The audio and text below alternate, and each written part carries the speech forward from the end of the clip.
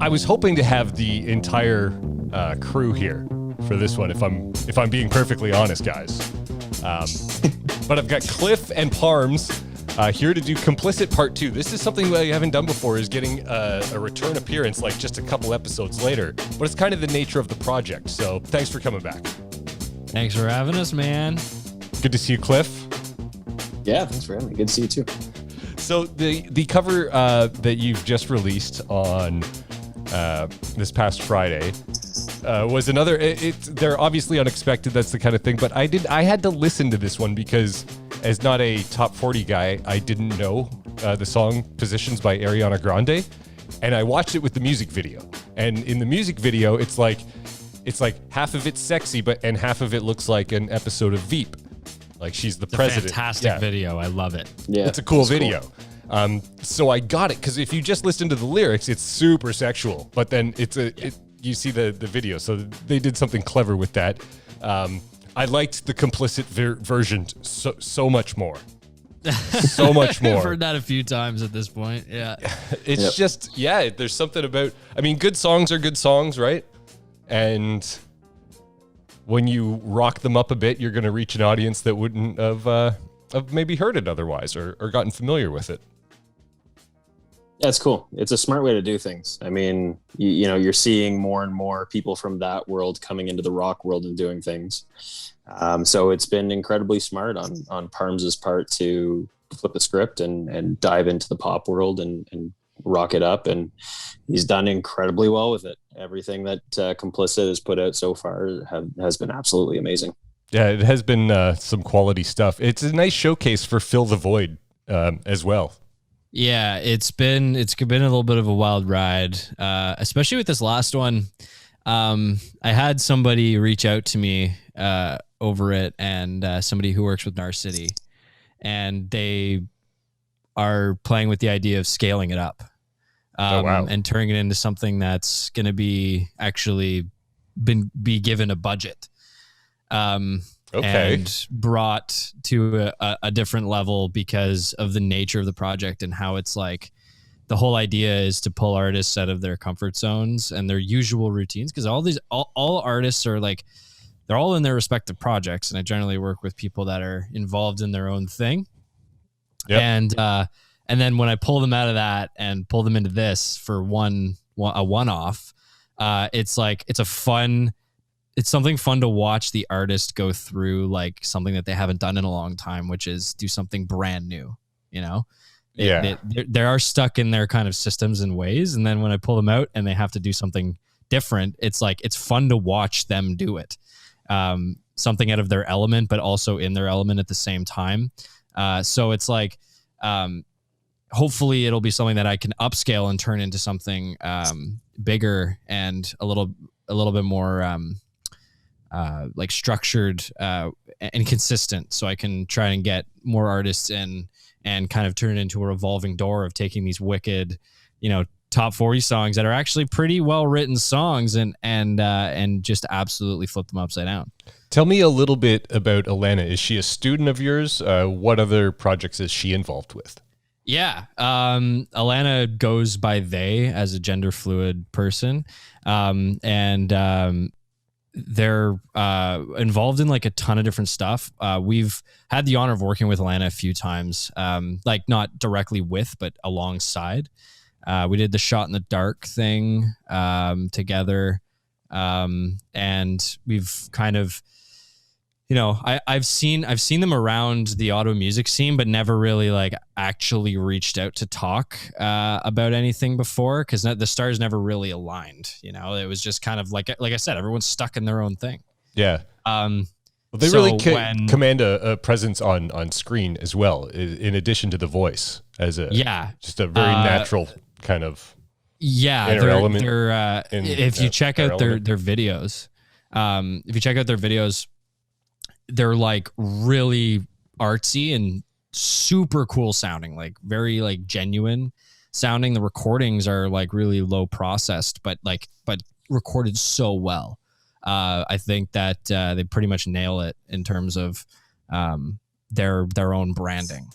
Now, I I wanted to kind of, I had heard their voice a lot. I've heard Alanna's voice a lot, in and around the music scene, like I said. So I went, okay, so they have this crazy potential to sound awesome in a rock song, but I've never heard them go hard before, like to what I would, want to hear. Civilian levels.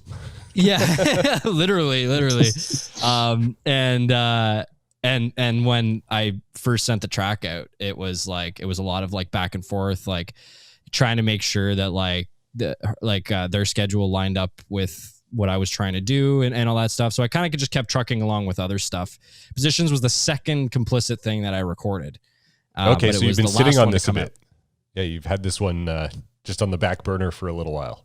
I sat on it from February. Oh, wow. Okay. And then finally Alanna was able to get me the tracks, and then it all kind of came together pretty quickly once I got that. But an absolute powerhouse singer. It was bonkers having someone like that on this track, and pairing up the vocal pairing up Alanna's vocal with Cliff's vocal. As soon as I heard Alanna's vocal on the track, I was like, oh man, like this would be so sick to have that like rumble underneath from Cliff's voice. Which you're used to having like in your ear, Exactly. Well, you used to be used to having it in the ear. What am I saying? That's been... I've recorded Cliff so eons ago. It's a different time zone now. I've recorded Cliff so many times that as soon as I heard Alanna's vocal on this track, I was like, he's got to be on this. Like it's going to sound so cool with them layered up on top of each other, because they both occupy vastly different spaces. When you're talking like dynamically. Yeah. So I don't know. I've always wanted to work with them, and I'm so glad that I was finally able to make it happen, and I'm sure it won't be the last time. How many words, Cliff, do you know how many words you say in this? All I really caught was positions. There's a couple shots where it goes to you. But it seems... I have no idea. All I knew going into it was the chorus, because much like yourself, I don't really listen to top 40 that often either. So I don't actually think I've heard the full original track yet. I learned the chorus to go into tracking with Parms, because anytime you track with Parms, you need to be prepared. I'm pretty hard on everyone. And then I finished my stuff, and Parm's like, so I was thinking, maybe we'll get you to throw some things into the bridge. And I was like, I didn't learn those lyrics, man. I don't know that part. Here's some headphones. There you go. Yeah.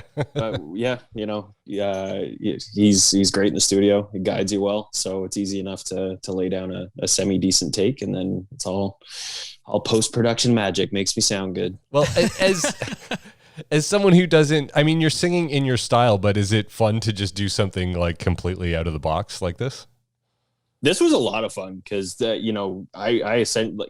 do screaming in Civilian, but for me to just scream an entire verse or chorus or anything like that, I don't really do that. So it certainly took me outside of my comfort zone, and trying to figure it out and do it over and over and over again. And I don't know how many takes we ended up doing, but by the end of it, I was like, "Oh my god! Like, I don't know howEd and Joel do this." Like, the scream, it was crazy. Yeah. He was pushing it so hard, because I remember we started, because the thing is, we kind of tried to do it really quick. When Cliff came in to do the vocals, everything was already done, and all that was left was just to slap Cliff into the song. And when we got to that point, I was like, okay, what we're gonna do is you're gonna come in. It was like 9 p.m. on a weekday. You're gonna get in. You're gonna record you, and we're gonna get you out of here by 11. So he came in, recorded, but he also filmed. We also filmed it at the same time session, because usually those are two different things. Yeah. I mean, that's Cliff. That's just how talented you are. That's a testament to the talent of Cliff Menzies, and for you, Parm, you need. Okay, so you're running. Artists should like that though, because if they're paying for studio time, you're not dilly-dallying with like, no, I think we need another take. I need a little bit more here, there, whatever. You're just like, no, do it, get it done. So. Yeah, I mean, that's what most artists do. We don't do that because we don't have that. We don't have that that restriction. But we did that session like that. We were like, let's just let's do your best kind of thing, and then we'll just film and I'll figure it out later. It's kind of what. There's been so much time though. You could have done it like a month ago. Yeah, 6 weeks ago. It's just like, it was like, okay, well, the lockdowns were kind of impending. We were waiting for them to go back into lockdown. So I was like, let's just do it all so he doesn't have to come back. He lives in Carleton Place, like it's a 40-minute drive. Like, let's just get it done in one go. Let's not spend too much time on it. I feel like that's kind of the theme of the Complicit project. A lot of the time it's like, let's not spend too much time on it. Let's just go with what is our natural kind of just what we think, is where our brain goes right away. And let's put that on paper and we'll just release it. It's kind of how it goes. Yeah, a wise man once said to done, on to the next one. So, Yep. There is something about that though. I think that anyone who is a performer or that does content or something like that, you can over prepare and you can overcook, in post-production. And sometimes the best moments and the best things that happen are when you walk in half prepared, because there's that element of, I don't know, anything could happen kind of thing. And sometimes that's where I find I find that with, I relate to it by DJing. And sometimes if you just are, sometimes you wing a set that you haven't, and sometimes you get some really cool things that happen. Do you find that with multiple players in a band? Yeah. I mean, I think, this project's a little bit different than anything else because it's only a studio project for now. And you're not jamming stuff. Yeah. Yeah. It's like the magic of the moment thing isn't as relevant because often artists just track on their own and they send me the tracks. And then I have to sift through and decide kind of what's on par. So I do miss out a little bit on that, kind of magic that happens. But when I'm working on the songs on my own, it happens all the time where I'm like, oh, wow, that was cool. And oftentimes I'll get to the end of the project and I'll be sitting back and listening to it and I'll be like, it's missing something. There's still something that's not thick and juicy about it. And then I'll add a one guitar riff in the chorus or something, just a little inkling, little thing. And then it all ties it all together and it sounds cool. So I think in terms of that, those magic moments and those spur of the moment things, they're more present on just kind of sitting at the desk and just going through ideas and just trying stuff out. Yeah. Post-production or just because, no one's together. You're doing everything, of course. That makes total sense. Last time, Jason and Ella, they met each other on this podcast. Yeah, that's they didn't even know each other. And they recorded a song together. To me, but and the same thing kind of happened here. Cliff and Alanna don't they haven't chatted about the tune or anything. I just kind of went, okay, these are the ingredients I'm going to put into this. Yeah. Yeah. These videos though are the type of thing that sometimes catch fire on the internet. I'm thinking of the Blinding Lights cover that we did last time got great reaction. On the network too, Dean Blundell Network, where the podcast is, loved it over there. And those guys, there's a lot of sports happening on the network and you don't always get feedback on music from the podcast. So if when you do, it's certainly noticed. Yeah, it was awesome to hear from them. It was nice to hear from people that just don't know a whole lot about music. They were just they're completely untrained ears. They're just listening to something that was just put out, and they hear a familiar song that they might like a little bit better too. That's how I heard it too. Because Blinding Lights is a huge song. You can't avoid that song, I think. Yeah, and what's Ariana Grande just celebrated the 6-month anniversary of Positions, the album. So it was crazy. I released it on the day of the release of the 6-month anniversary, and I didn't even know. It was just whenever things like that happen, you just say totally planned it that way. Yeah, absolutely. It was part of the plan. Yeah, it's the whole idea is to just bring new ears into something that someone might not usually listen to, and if they already know the song. And they're like, wait a second, I know that song, but it sounds way different. That's really cool to me. Yeah. I've always been a fan of that growing up. I listened to all the Pop Goes Punk albums and all that stuff growing up, and loved it when my favorite bands like when 3 Days Grace covered The Chain or whatever. I loved when they did stuff like that. So now that other people are feeling that way about the covers that we're putting out is awesome. That's so cool. You mentioned 3 Days Grace, and I'll just say the covers that you've done are way better than there's somebody that I used to know cover. That is not a good. I'm not going to touch that one. I know you guys won't. You guys won't. No comment. I'm just going to put that out there. They've got the most number ones on mainstream rock radio in the U.S. You cannot say anything really against their success. Not at all. But objectively, I mean, like they went for Thing, you know, and we've gone for things. Those don't always land either. I mean, like, you know, it's tell me it's about just it. Whatever. I've done that. I've definitely done that. What's really unfortunate is they did the somebody that I used to know cover, and that one blew up for them. But I think it was like 2 or 3 years ago they did a cover of "You Don't Get Me High Anymore." Yes. And that cover is absolutely incredible, and it didn't get anywhere so near as much traction. No, that's weird. I was pissed because that song came out, the original came out, and then I was like, oh man, we should totally cover that song. We should turn it into a rock song. And then 3 Days Grace came out with their cover. I was like, okay, well, can't do that now. Not going to do that. Yeah. All right. So tell me a little bit, since I've got you guys here, and it's been a few weeks, and we had you guys on to debut the Civilian single Wars that features Adam Gonche. Tell me a little bit what it's been like in what is it? Has it been a month? It's been a month. It's been a month. Yeah. Yep. We've been able to accumulate probably about somewhere over the 50,000 stream across like music streaming, probably more. I know Spotify's at 30, so we're usually like give or take somewhere around there on the cumulative number. Yeah, it's hard to say. Lots of good feedback. People that are Adams fans are just loving it, Discovering which it. is good. That's what that's what I was really hoping that, and this song is a great avenue for that to happen. It's very accessible to his fans. There's a lot of people that are saying like, damn, this is so cool that Adam's on this, but this does not sound like a Gonche song, but he killed it anyway.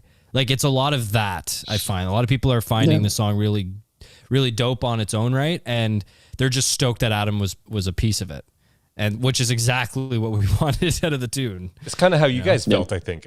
You know, yeah. So, Cliff, I mean, you grew up, and I know that you've admired Adam's work, and you didn't record with him, but because we were talking about the way that the Complicit vocals come together is that no one knows each other, has seen each other, or met each other. What's it like hearing your voice when you hear that song, hearing it with, like, harmonizing with Adam Gonche? It's cool. I mean, it's absolute, dream come true. I'm sure I've said this. If I've said it once, I've said it a million times. I grew up watching him. Certainly saw or wanted to see myself in him and him in myself. And the first time that we put all of the pieces together, because Adam did track on his own and sent us tracks back, and hearing our two voices blend together, I was like, oh, it makes sense that we sound good together, because I modeled a lot of what I do off of growing up singing his stuff. So it was cool. It's still cool. I'll hear it on the radio, or pop up in my Spotify algorithm, and I'll still listen to it and be like, oh man, it's still a really, really cool moment. That's awesome. Yeah, Joel modeled his singing off of Adam growing up a lot. Joel's really? like an In Flames, 3 Days Grace, huge fan of those two bands. And knowing Joel from a long, long time ago, off and on, I kind of like, he was kind of pass him in the hall kind of thing, like at the music schools and stuff like that. When we finally teamed up, I remember just going like, dude sounds like a Gonche, like big time. Like he has that same level of rasp when he gets up to the upper notes. Yeah. And Cliff has that same vibe. And when it finally got to hear all three kind of, because right when the downbeat of the chorus hits, Joel's just going, like he's just screaming at the top of his total top of his screaming range, and it sounds like a synth almost. Like right, if you listen to the song right on the downbeat, you're just gonna hear this like siren scream going off. Yeah, so that's Joel. Yeah. You have that going, and then you have Gonche and Cliff coming in together in the chorus, and it's like, okay, like that's super Big. cool to hear. Yeah, it's big. Three people that were all or I guess two people that were influenced by that singer in the middle. It's so cool. Yeah, all screaming at the same time on a song. Yeah. That is awesome. That's really cool. All right, I know you guys got to get running too. You're busy. You're busy on a Sunday night. Yeah, get that beer into you too. Yeah. It keeps me rolling. It's like fuel. You got a live stream to jump on in a couple minutes. So thanks so much for doing this. We'll get to the video. Complicit covering Ariana Grande's Positions. Thanks, gentlemen. Thank you. Thank you, my dude. Heaven, say you to me. I'm just hoping I don't repeat history. I'm trying to meet your mama on a Sunday, make a lot of love on a Monday. Never need no one else, babe, 'cause I'll be switching up positions for you. Cooking in the kitchen and in the bedroom. I'm in the Olympic swim, jumping through hoops. Gonna learn to really love you now. What do you do? That I wouldn't do. Switching for you. Perfect, it's a good to be true.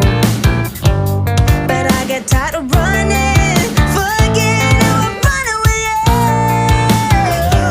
So boy, I'm trying to meet your mama on a Sunday, make a lot of love on a Monday.